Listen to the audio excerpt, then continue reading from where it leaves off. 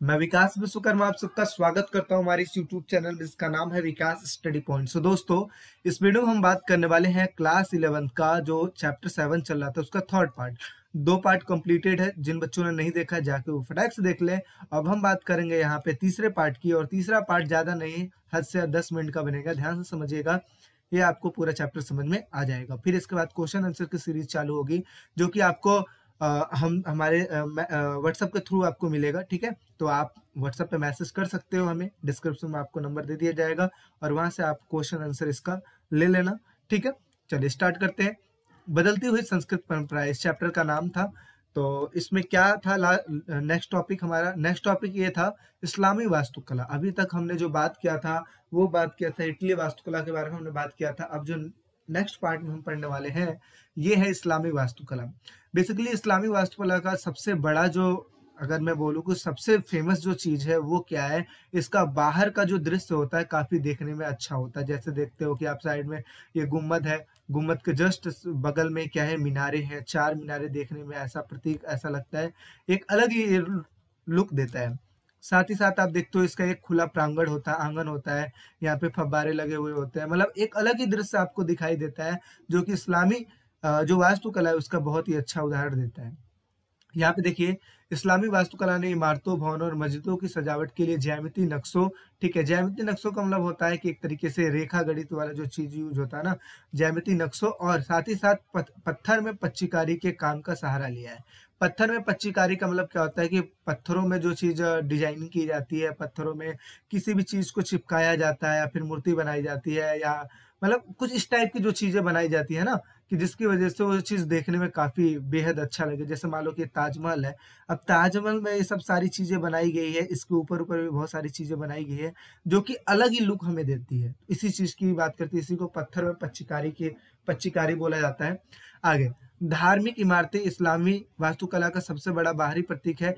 Spain से लेकर मध्य Asia तक की मस्जिद, तीर्थस्थलों और मकबरों में एक ही मूल डिजाइन, जैसे मेहराब, गुम्बद, मीनारे, खुले प्रांगण इत्यादि दिखाए जाते हैं। यानी कि कहने का मतलब है, चाहे वो स्पेन हो, चाहे मध्य एशिया हो, कहीं पे भी अगर मैं बात करूं मस्जिदों की, तीर्थस्थलों की, तो सेम इसी तरीके से जो चीजें हैं वो हमें दिखाई देने को मिलती है, जो कि मुसलमानों की आध्यात्मिक और व्यवहारिक जरूरतों से व्यक्त की जाती है। यानी कि जितनी भी चीजें हैं कहीं ना कहीं मुसलमानों की आध्यात्मिक और व्यवहारिक जरूरतों को व्यक्त करती है।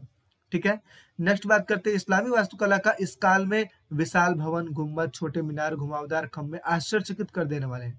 यानी कि इस तरीके से ऐसा बनाया जाता है जिसकी वजह से जो चीजें हमें आश्चर्यचकित कर देती है, यानी कि इतना अच्छा बनाया जाता है। आगे, ऊंची मीनारों और खुले आंगनों का प्रयोग हमें इस्लामी वास्तुकला के भवनों में नजर आता है। जैसे आप देख सकते हो, ये आंगन है, इसका खुला हुआ आंगन है, साइड में मीनारे हैं, ये सारी चीज हमें इन भवनों में नजर आता है। तो आई होप समझ में आया होगा। नेक्स्ट बात करते हैं, अगला जो हमारा टॉपिक है वो है कि ईसाई धर्म के अंतर्गत वाद विवाद। अब आगे जो होता है ईसाई धर्म के अंतर वाद विवाद होता है। अब ये जो आगे के जो विद्वान थे उन्होंने ये बोला कि जो हमारा पिछला जो ग्रंथ था वो काफी अच्छा था, पिछले ग्रंथ को हमें फॉलो करके चलना चाहिए। ठीक है, और जो नए नए आडंबर थे, जो पोप के आडंबर थे, उनको क्या करना, उसको खत्म कर देना चाहिए। ठीक है, तो ये सारी चीज, तो इनका कहना क्या था, अनावश्यक जो कर्म कांड थे उसको त्याग देने को कहा गया था। ईसाइयों को अपने पुराने धर्म ग्रंथों के तरीकों को धर्म ग्रंथ के तरीकों से पालन करने का आह्वान किया गया। यानी कि जो हमारा पुराना जो धर्म ग्रंथ है उसी के अनुसार हमें धर्मों का पालन करना चाहिए। मनुष्य को एक मुक्त विवेकपूर्ण कर्ता माना गया है। एक मुक्त विवेकपूर्ण का मतलब क्या होता है?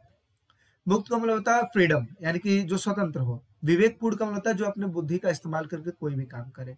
यानी कि इनका कहना क्या था, जो मानव है एक मुक्त विवेकपूर्ण करता है, यानी कि करने वाला है, और वो क्या है, मनुष्य अपना जीवन मुक्त रूप से चलाने के लिए स्वतंत्र है। अब ईसाई धर्म में वाद विवाद होने की वजह से कुछ इसके परिणाम निकले। क्या क्या निकले इस चीज को देखिए। पहला, पाप स्वीकारो दस्तावेज की आलोचना की गई। आपको पता है कि एक जो एक चर्च में क्या एक प्रकार का ये दस्तावेज बांटा जाता था, जिसमें ये लिखा हुआ था कि अगर आप इस सर्टिफिकेट को ले लेते हैं तो आप जितना भी पाप किए हो सब का सब क्या होगा, जो भी आपने क्या किया पाप किया है वो सब का सब क्या हो जाएगा, खत्म हो जाएगा। तो वो था, उसकी इन्होंने क्या की थी, आलोचना की थी। बाइबल का स्थानीय भाषा में अनुवाद होने से लोगों को पता चला कि धन लूटने वाली जो पहले प्रथा थी वो क्या है, अनुकूल नहीं है, मतलब वो क्या है, खराब है। आगे, चर्च द्वारा किसानों पर लगाए गए करों का इन्होंने क्या किया, विरोध किया। और साथ ही साथ राजा भी चर्च द्वारा राज्यों के कार्यों में हस्तक्षेप से नाराज थे। यानी कि साथ ही साथ प्रजा के साथ साथ राजा भी कहीं ना कहीं चर्चों के द्वारा जो हस्तक्षेप किया जाता था राज्यों के कार्यों में, उनसे ये क्या थे, खफा थे, उनसे ये नाराज हुआ करते थे। ठीक है, दो चीज समझ में आ गई। एक तो मैंने आपको इस्लामी वास्तुकला समझा दिया, दूसरा मैंने समझा दिया ईसाई धर्म के अंतर्गत वाद विवाद। अब हम बात करेंगे यहाँ पे एक व्यक्ति हैं जिन्होंने क्या किया था। 1517 में एक जर्मन युवा भिक्षु मार्टिन लूथर ने कैथोलिक चर्च के खिलाफ विरुद्ध अभियान छेड़ा था और इसके लिए उन्होंने दलील पेश की थी कि मनुष्य को ईश्वर से संपर्क साधने के लिए किसी भी पादरी की आवश्यकता नहीं है। अगर हमें अपने ईश्वर के साथ जुड़ना है या संपर्क बनाना है तो जरूरी नहीं है कि पादरी रहेगा तो ही हम ये चीज कर पाएंगे, ये जरूरी नहीं है। व्यक्ति को आस्था होनी चाहिए, ठीक है, वो खुद के ऊपर डिपेंड होना चाहिए और कहीं ना कहीं इन आडंबरों से दूर होना चाहिए। ठीक है, क्योंकि भगवान को पाने का सरल तरीका भी है, लेकिन सरल तरीका जो है वो बहुत हार्ड बन जाता है आगे चल के। ठीक है, तो यही चीज है। तो ये बताया जा रहा है कि पादरी की जरूरत नहीं होती अगर आपको भगवान से संपर्क बनाए रखना है। आगे, उन्होंने अपने अनुयायियों का आदेश दिया कि ईश्वर में पूर्ण विश्वास रखें। अगर आप उन पे विश्वास रखते हो, ठीक है, तो कहीं ना कहीं आप उनसे अटैच रहोगे, भगवान से आप जुड़े हुए रहोगे। तो उन्होंने अपने क्या कहा था, अनुयायियों को आदेश दिया था कि ईश्वर में पूर्ण विश्वास रखें, क्योंकि केवल उनका विश्वास ही उनके एक सम्यक जीवन की ओर ले जा सकता है और उन्हें स्वर्ग में प्रवेश दिला सकता है।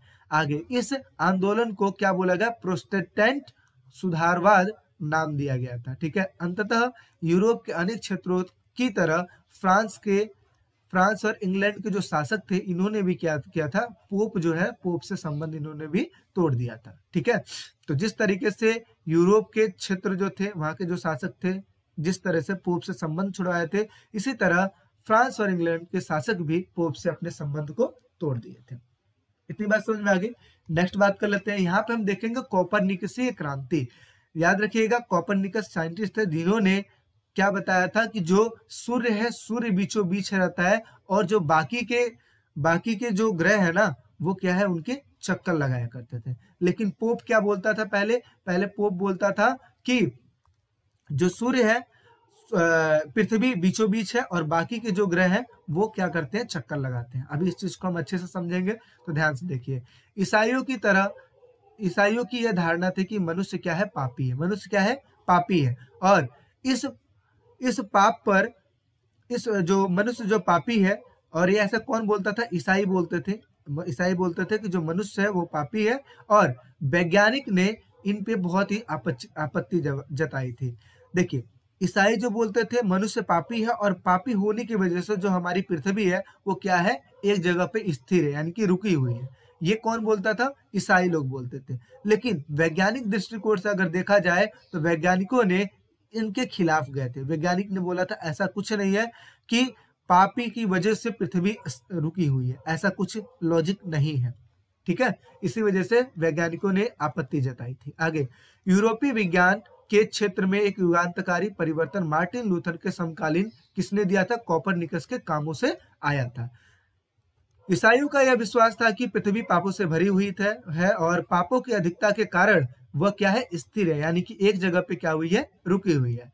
पृथ्वी ब्रह्मांड के बीच में स्थिर ही है, जिसके चारों ओर खगोलीय जो ग्रह है वो घूमते रहते हैं, यानी कि आसपास में जो ग्रह है वो घूमते रहते हैं और जो पृथ्वी है वो बीचों बीच हमारी स्थिर है। आगे, कोपरनिकस ने यह घोषणा की कि पृथ्वी समेत सारे जो ग्रह हैं वो चारों ओर परिक्रमा लगाते हैं। किसके चारों ओर, सूर्य के चारों ओर परिक्रमा लगाते हैं। यानी कि कोपरनिकस ने क्या बोला कि जो सूर्य है वो बीच में है और बाकी के जो ग्रह हैं वो चक्कर लगाते हैं।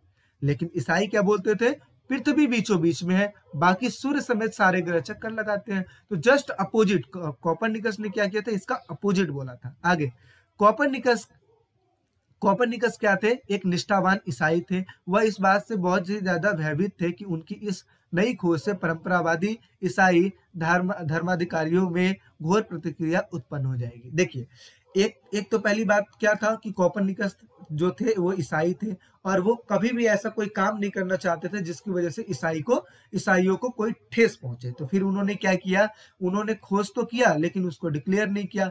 फिर आगे चल के क्या किया इन्होंने, कोपरनिकस ने क्या किया, अपनी चीजों को उठा के अपने एक अनुयायियों को दे दिया, ठीक है, ताकि वो इस चीज को आगे तक फैला सके। क्योंकि कोपरनिकस ये नहीं चाहते थे कि कोपरनिकस ने अगर कुछ बात बोली, क्योंकि अगर आप देखो तो ईसाई क्या बोलते थे, पृथ्वी बीच में है, लेकिन कोपरनिकस ने क्या बोला, सूर्य बीच में है। तो अपोजिट है ना इस चीजों के। अगर कोपरनिकस ने घोषणा कर दी होती उसी टाइम पे, तो जाहिर सी बात है जो ईसाई जो है वो क्या होता है, आपस में ही भड़क जाते हैं, और इससे क्या होती, घोर प्रतिक्रिया उत्पन्न होती। यही कारण था कि वह अपने पांडुलिपि को किसको दे दिया, अपने अनुयायी जोसेफ रितिक्स को उन्होंने सौंप दी थी। आगे चल के क्या होता है, आगे चल के उनके इन विचारों को ग्रहण करने में लोगों को थोड़ा समय लगा। आगे चल के इन विचारों को मानने में लोगों को थोड़ा समय लगा, और काफी समय बाद यानी कि आधी शताब्दी से अधिक समय में गैलीली ने अपने लेखों द्वारा स्वर्ग और पृथ्वी के अंतर को क्या कर दिया, समाप्त कर दिया। यानी कि कोपरनिकस के बाद जब गैलीली आए तो इन्होंने क्या किया, इन्होंने इन सभी चीजों पर काफी रिसर्च किया, और रिसर्च करने के बाद पृथ्वी और स्वर्ग के जो अंतर थे उसको इन्होंने समाप्त कर दिया। और जो इन्होंने एक ग्रंथ भी लिखा था जिसका नाम था दी मोशन, ठीक है, इन्होंने दी मोशन नाम के एक ग्रंथ भी लिखे थे जिसमें पृथ्वी का जो मोशन है उस चीज के बारे में चर्चा की गई थी। देखिए आगे क्या होता है, कैपलर ने भी अपने, ये भी एक प्रकार के वही थे, साइंटिस्ट ही थे, कैपलर ने भी अपने ग्रंथ क्रॉस्मोग्राफिकल मिनिस्ट्री में कोपरनिकस के सूर्य केंद्रित सौरमंडल सिद्धांत को बहुत ही लोकप्रिय बनाया था, जिससे यह सिद्ध हुआ कि सारे जो ग्रह हैं सूर्य की ओर चक्कर लगाते हैं। यानी कि क्या है, जो ग्रह हैं, बाकी के जो ग्रह हैं वो सूर्य की ओर चक्कर लगाते हैं, और ये वृत्ताकार रूप से नहीं लगाते हैं बल्कि दीर्घ वृत्ताकार मार्ग पर परिक्रमा करते हैं। दीर्घ वृत्ताकार का मतलब क्या होता है, लंबी दूरी से वृत्त बनाते हैं, ठीक है, ऐसा नहीं पास में ये घूमते रहते, नहीं, लंबी दूरी से ये घूमते रहते हैं। अब ध्यान से देखिए, ये जो है अरस्तु का ब्रह्मांड, अरस्तु का, जो कि पोप लोग मानते थे कि जो पृथ्वी है वो क्या है, बीचों बीच है। पृथ्वी क्या है जी, बीचों बीच है, लेकिन पृथ्वी बीचों बीच है, बाकी जो चंद्रमा, बुध, शुक्र, सूर्य, मंगल, बृहस्पति, शनि और अन्य जो तारे हैं वो इसके चक्कर लगाते रहते हैं। किसके चक्कर लगाते रहते हैं, अर्थ के, यानी कि पृथ्वी के चक्कर लगाते हैं। ये किसका सिद्धांत था, अरस्तु का ब्रह्मांड था। लेकिन आगे चल के कोपरनिकस ने जब खोज किया तो उनका कहना क्या था, जो पृथ्वी है वो बीचों बीच है। क्यों है, पृथ्वी बीचों बीच है, और बाकी के जो ग्रह हैं पृथ्वी समेत शुक्र, बुध, चंद्रमा, मंगल, बृहस्पति, शनि सब चक्कर लगाते हैं। किसका चक्कर लगाते हैं, सूर्य का चक्कर लगाते हैं, ठीक है। तो यानी कि देखिए, ये जो पोप बताया करते थे, और आगे चल के कोपरनिकस ने इस सिद्धांत को बताया, ठीक है। तो ये सारी चीजें आगे चलकर ब्रह्मांड का जैसे जैसे अध्ययन होने लगा, लोगों के अंदर विश्वास होने लगा, और कहीं ना कहीं जो पहले की जो पोप की जो कुरीतियां थी, जो रूढ़िवादिता थी, जो अंधविश्वास था, उन सब चीजों को क्या किया गया, खत्म किया गया, ठीक है। चीजें समझ में आ रही है आपको। देखिए यहाँ पे क्या लिखा है, गैलीलियो ने अपने ग्रंथ दी मोशन में गतिशील विश्व की इन्होंने सिद्धांत दी थी। आगे चल के विज्ञान के जगत में इस क्रांति ने न्यूटन के गुरुत्वाकर्षण के सिद्धांत के साथ अपना पराकाष्ठा की ऊंचाई को छू लिया था। आगे चल के न्यूटन ने गुरुत्वाकर्षण का सिद्धांत लाए, और जिसकी वजह से धीरे धीरे कहीं ना कहीं ये पराकाष्ठा की ऊंचाई को धीरे धीरे छूने लगे, ठीक है। नेक्स्ट बात करते हैं, आपके चैप्टर का लास्ट टॉपिक है, और इस चीज को समझिएगा। अभी तक आपने जो चीज पढ़ा है, इस चैप्टर में जो पढ़ा है, क्या आप उसको पुनर्जागरण का रूप दे सकते हो? तो कुछ लोग कहेंगे हाँ हम दे सकते हैं। क्यों दे सकते हैं? क्योंकि पुनर्जागरण का जो टाइम माना जाता है वो टाइम माना जाता है 14वीं शताब्दी के बाद का, जिसमें नए नए परिवर्तन हुए थे। लेकिन कुछ का मानना ये है कि कहीं ना कहीं परिवर्तन तो हुए थे 14वीं के बाद, जो 14वीं शताब्दी के बाद हुए थे, लेकिन कुछ परिवर्तन हमें 9वीं, 10वीं, 11वीं, 12वीं शताब्दी में भी देखने को मिल गए थे। तो क्यों ना उसको पुनर्जागरण का काल बोला गया। तो इसी वजह से इस टॉपिक का जो लिखा है 14वीं सदी में क्या यूरोप में पुनर्जागरण हुआ था, ये आपसे क्वेश्चन पूछ रहा है, ठीक है। देखिए अब यहाँ पे बर्कहार्ट इस काल और इससे पहले के कालों के फर्कों को कुछ बढ़ा चढ़ाकर लोगों के सामने पेश किया। ऐसा करने में उन्होंने पुनर्जागरण शब्द का प्रयोग किया। इंग्लैंड के थे ये, और इनका पूरा क्या नाम था, पीटर बर्कहार्ट नाम था इनका, पीटर बर्कहार्ट के ये विचार जो थे अतिशयोक्तिपूर्ण थे। अतिशयोक्तिपूर्ण का मतलब होता है किसी भी चीज को बहुत ही बढ़ा चढ़ा के पेश करना, तो इनके विचारों को अतिशयोक्तिपूर्ण बोला गया। आगे ये कहना क्या चाहते थे, यह कहना इनका क्या कहना था, यह कहना कि पुनर्जागरण गतिशीलता, कलात्मक सृजनशीलता का काल था। यानी कि पुनर्जागरण के काल को क्या बोला जाता है, एक गतिशीलता, यानी कि इसमें बहुत सारी चीजों में चेंजेस आए, कलात्मक बहुत सारे कलाओं का भी रचना किया गया, और सृजनशीलता का मतलब बहुत सारी चीजों को बनाया गया, और इसी टाइम को पुनर्जागरण का काल बोला गया। इसके विपरीत मध्यकाल का जो टाइम था, यानी कि यूरोप का जो टाइम था, मध्यकाल का जो टाइम था, जो 5वीं से लेकर 15वीं सदी का जो टाइम था, वो क्या था, उन्हीं के बीच मध्यकाल का भी समय था। ठीक है, जरूरत से ज्यादा सरलीकरण था। ठीक है, इसके साथ साथ यूरोप में पुनर्जागरण से जुड़े अनेक तत्व 12वीं 13वीं शताब्दी में पाए गए थे। पुनर्जागरण का काल कब माना जाता है, 14वीं शताब्दी के बाद। लेकिन इंग्लैंड में पुनर्जागरण से जुड़े कुछ और भी तत्व मिले, जो कि कब मिले थे, 12वीं से लेकर 13वीं सदी में मिले थे। ठीक है, आगे कुछ इतिहासकारों ने इसका उल्लेख किया है कि 9वीं शताब्दी में फ्रांस से इसी प्रकार के साहित्य और कलात्मक रचनाओं के विचार पनपे। यानी कि पुनर्जागरण का काल तो 14वीं शताब्दी के बाद का बोला जाता है, लेकिन आप देख सकते हो कि इंग्लैंड में पुनर्जागरण जो था, उसके कुछ जो तत्व हैं वो 12वीं सदी में ही मिल गए थे, 13वीं सदी में ही मिल गए थे। इसके अलावा फ्रांस में 9वीं सदी में ही मिल गए थे। तो क्यों ना पुनर्जागरण काल इससे पहले का माना जाता है, इसी चीज को आपके सामने रखा जा रहा है। ठीक है, आगे यूरोप में इस समय आए सांस्कृतिक बदलाव में रोम यूनान की क्लासिक सभ्यता का ही केवल हाथ नहीं है। अगर मैं बोलूं, जो आप बात कर रहे हैं यहाँ पे 14वीं शताब्दी में पुनर्जागरण का काल, वो कब आया जी, 14वीं सदी में आया। लेकिन अगर मैं बोलूं कि पुनर्जागरण सिर्फ और सिर्फ नई चीजों की वजह से हुआ है, तो ये गलत है, ये चीज गलत है। कहीं ना कहीं रोम की संस्कृति के लिए जो पुरातात्विक थे, जो साहित्य थे, उनका पुनरुत्थान ने भी बहुत ही ज्यादा अहमियत निभाई है। यानी कि जो यूरोप है, यूरोप में नई क्लासिक सभ्यता तो आई, साथ ही साथ जो पुरानी जो संस्कृति थी, पुराना जो पुरातात्विक और साहित्यिक पुनरुत्थान हुआ था, इससे भी काफी हद तक बहुत सारी चीज मिली, जिसकी वजह से यूरोप ने तरक्की की, नई चीजों से भी की और पुरानी चीजों से भी की। ठीक है, और इसी की वजह से इसको पुनर्जागरण का काल माना जाता है। इस काल में जो महत्वपूर्ण परिवर्तन हुए, उनमें धीरे धीरे निजी और सार्वजनिक दो प्रकार के अलग अलग क्षेत्र बन गए। निजी लोग अपने बारे में सोचने लगे, सार्वजनिक सबके बारे में सोचने लगे। आगे इस काल की एक अन्य महत्वपूर्ण विशेषता यह थी कि भाषा के आधार पर यूरोप के विभिन्न क्षेत्रों ने भी अपनी पहचान बनानी स्टार्ट कर दी। यानी कि भाषा के आधार पर विभिन्न प्रकार के क्षेत्र बनने लगे।